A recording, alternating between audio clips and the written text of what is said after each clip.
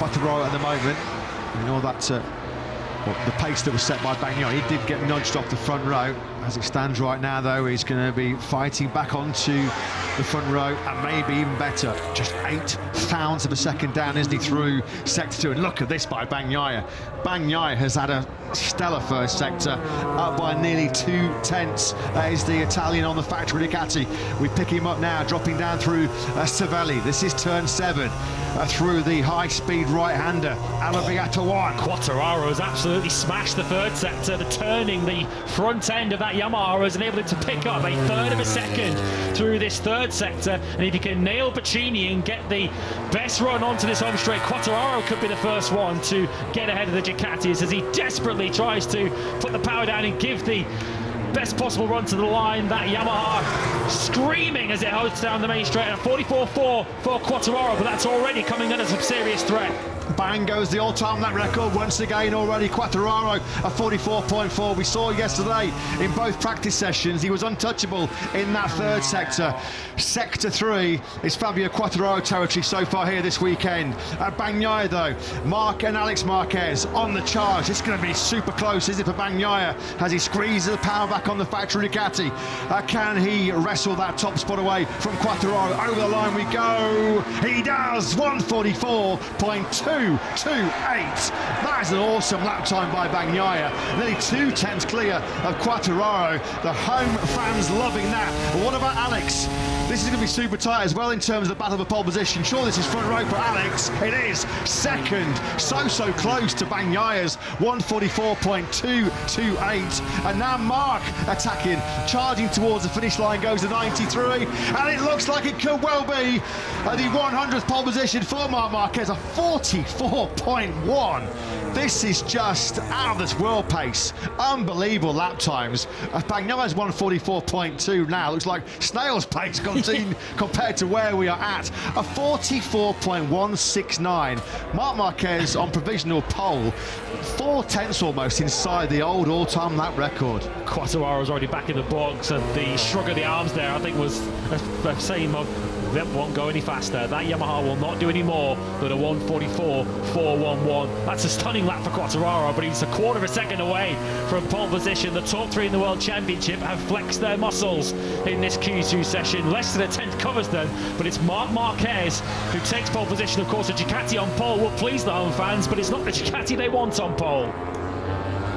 Yeah, just having a quick glance at our timing screens just to make sure that nobody is going to deny Marquez history. 100 career poles.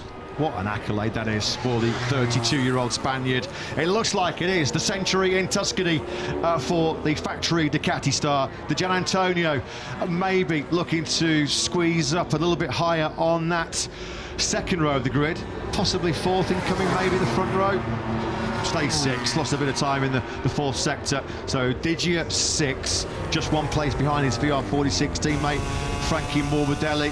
Over the line, Bagnaia goes. Yeah, this session's not over yet. KTM have not really shown their hand yet on this final run. Maverick Viñales has just set his personal best through the first sector. If Maverick Viñales starts the Italian Grand Prix tomorrow on the back of the 3rd row, that will be considered a major disappointment for Top Gun.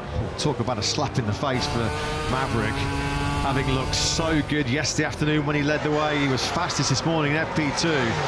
To find himself stuck down the back of that 3rd row of the grid, that will really sting for Viñales and for Tech 3. At the moment, he's only on course to maybe leap to the head of the 3rd row. Bit of shenanigans further back here. This is Rins versus Marc Marquez. On board then with Viñales. On-board camera getting a good shake as he ran over the ripples on the curve. Through Correntaya we go. This is turn 12. Running out of corners here and running out of time is Viñales to get himself inside that top 6. Here comes Acosta at the moment, heading row 4 in 10th place.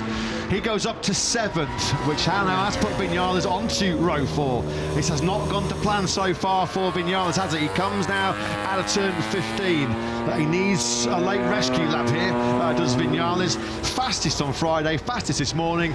Where's he going to end up here in Q2? That's more like it. Maverick, a late 144.514, puts him middle of the 2nd row in 5th. He has still got potentially 1 more flying lap as well. That's seen Frankie Morbidelli drop to 6th. Gian Antonio now pushed onto the 3rd row. We did ask the question about the Aprilia single lap pace. Bezzecchi down in 10th at the moment, so it hasn't come to pass.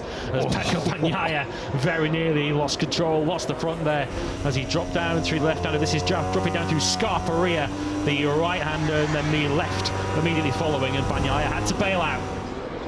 That's how much he wanted a home pole position.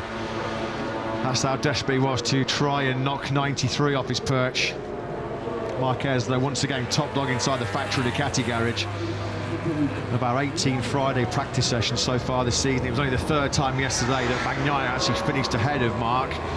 It was Acosta, middle of the 3rd as it stands right now. He's trying to rectify that particular scenario.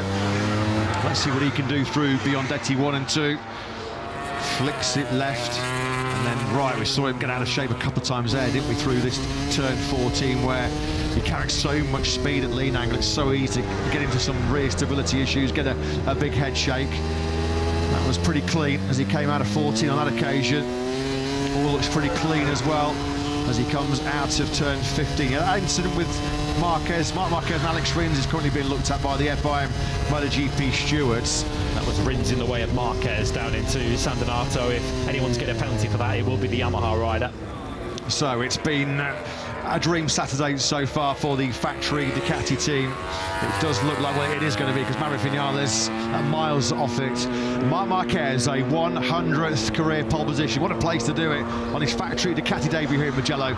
And all Ducati 1-2